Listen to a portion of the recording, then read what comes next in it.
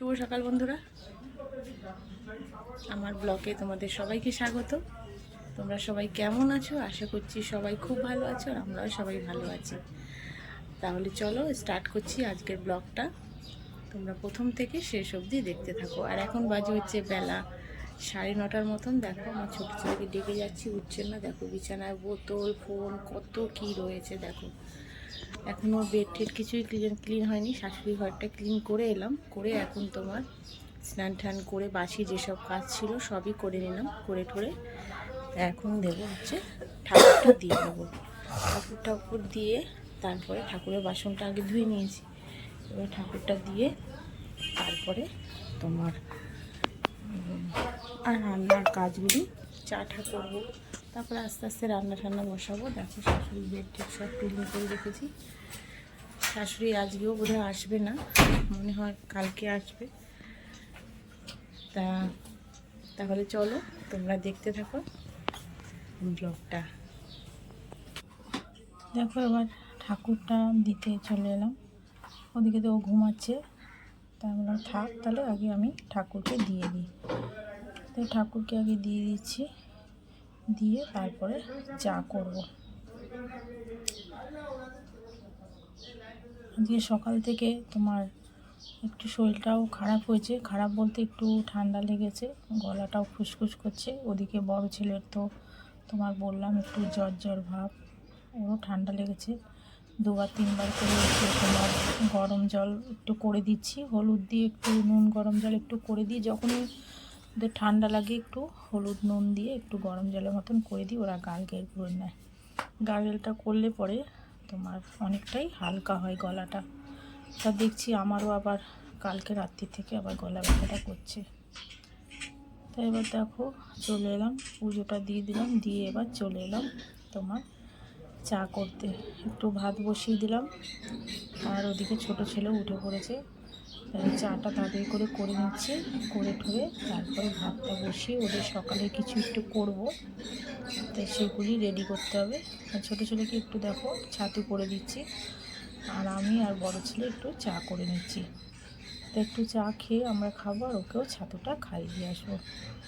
তারপরে ওরা সকালে যা খাবে সেগুলি আবার রেডি করতে হবে।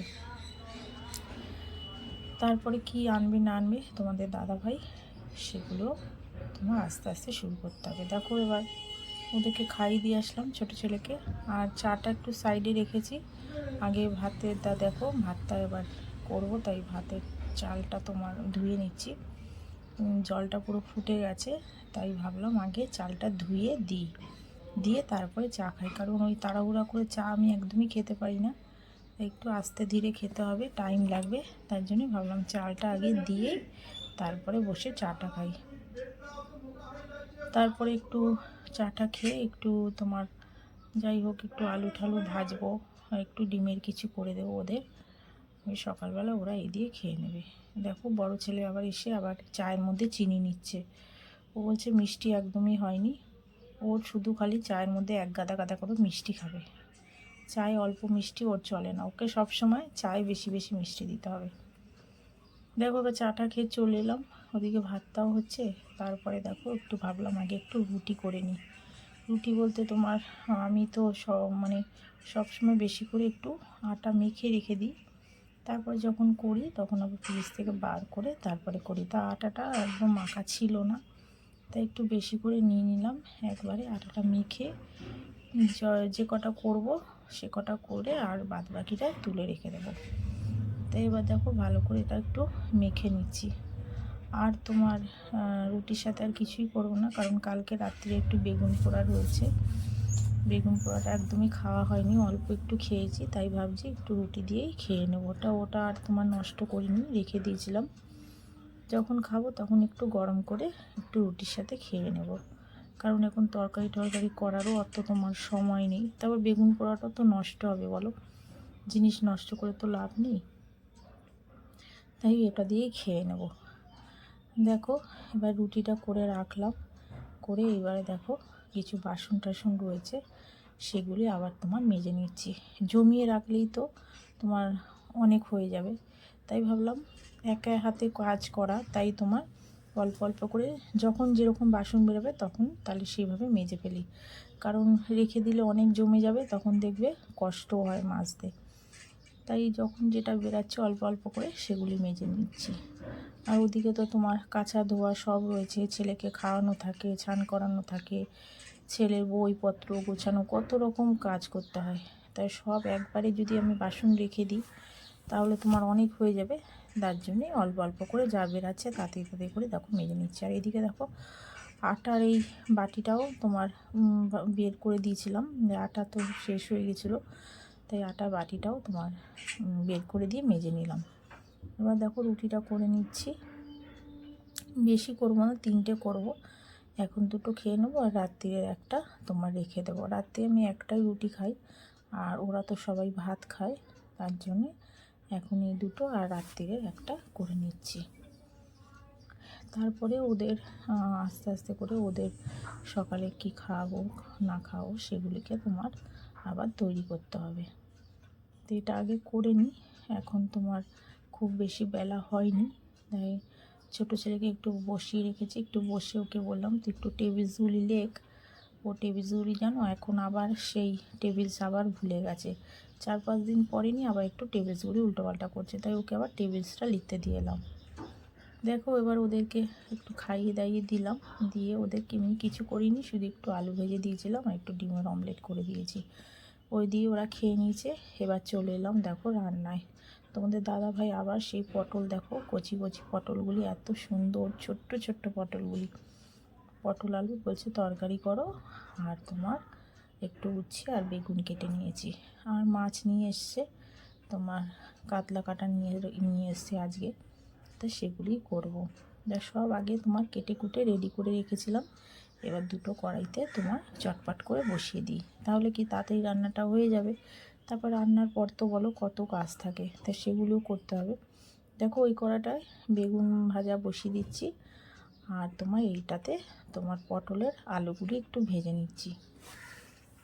ভেজে তোমার বেশি তোমার পটলটায় বেশি তোমার রিচ করব না, একটু অল্প ভাবছি, একটু অল্প তোমার পেঁয়াজ দেব, পেঁয়াজ কুচুনি দেব, আর একটু জিরে ফোড়ন দেব, দিয়ে তোমার একটু আদা বাটা দিয়ে করব, মানে কোনো চিংড়ি মাছ কোনো মাছ টাছ কিছু দিয়ে করব না। তোমাদের দাদাভাই বললো এরকম করেই করো, চিংড়ি মাছ ঘরে ছিল চিংড়ি মাছ, কিন্তু চিংড়ি মাছ আর দিইনি, কালকে চিংড়ি মাছের তরকারি খেয়েছে, তাই বলছে আজকে আর খাবে না, নাহলে পটল আলুতে দেখবে একটু চিংড়ি মাছ দিলে বেশ খেতে ভালো লাগে।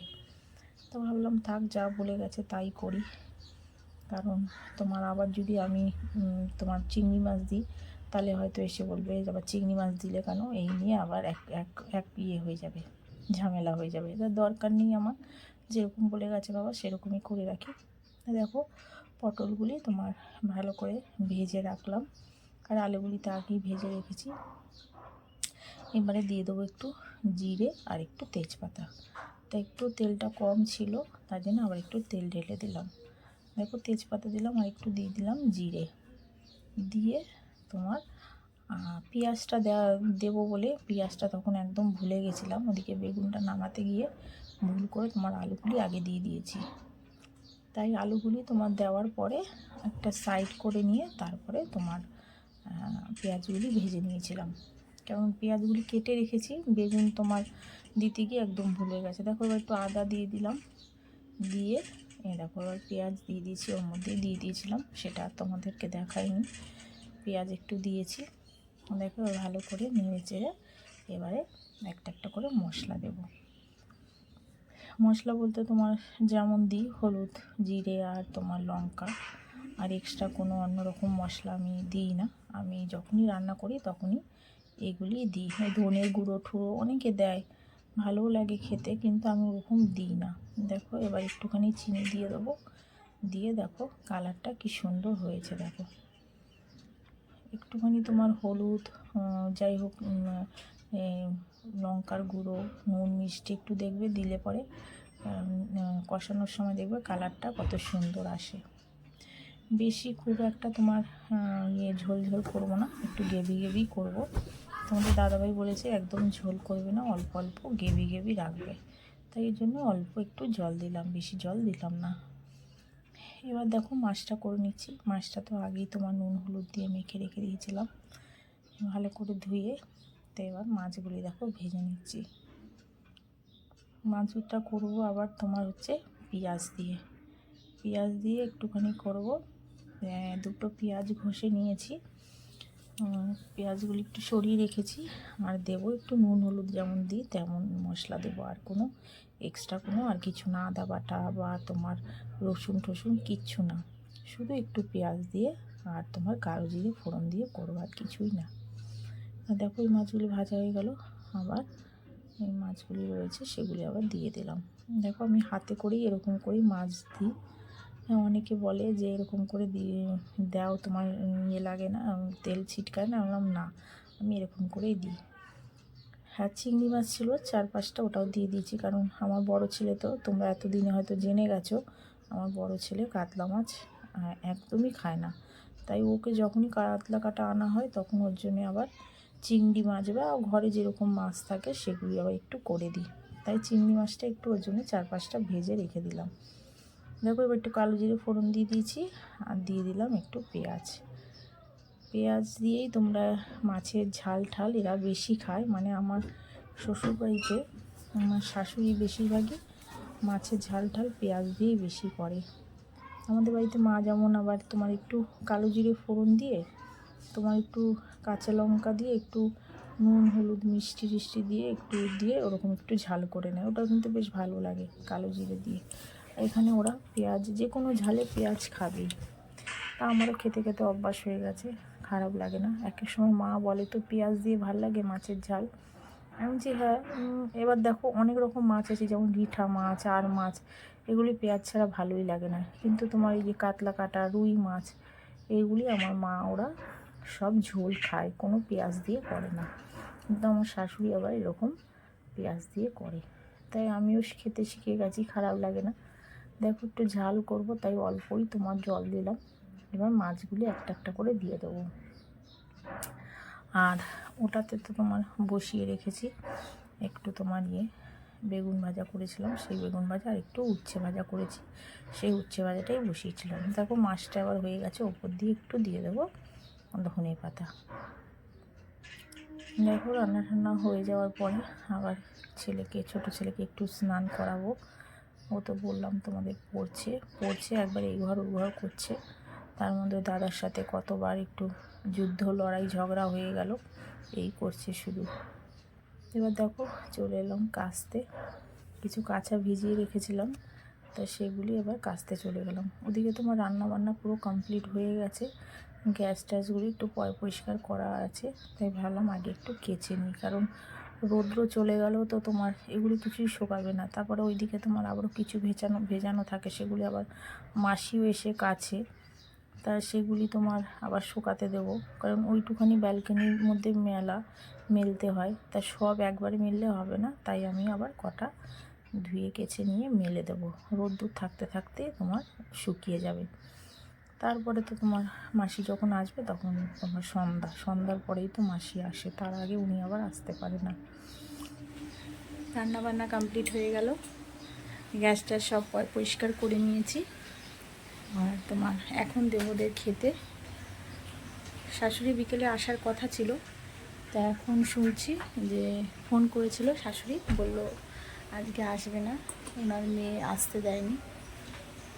তাই বললাম হ্যাঁ থেকে যাও আরও 2 দিন। তাই বলছে আজ আসবে না, কাল আসবে।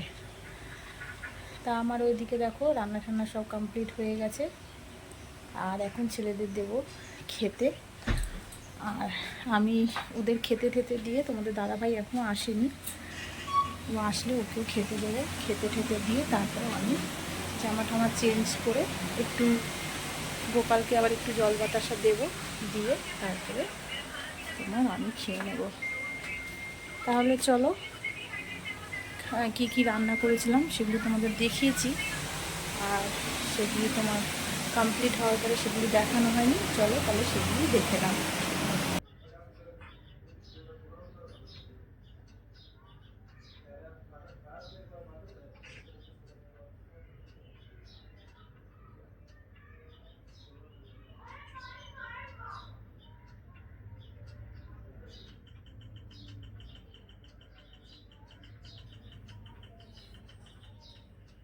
দেখো এবার একটুখানি তোমার বেলের ঘোল করেছিলাম, সেই বেলের ঘোলটা আবার রেডি করেছি।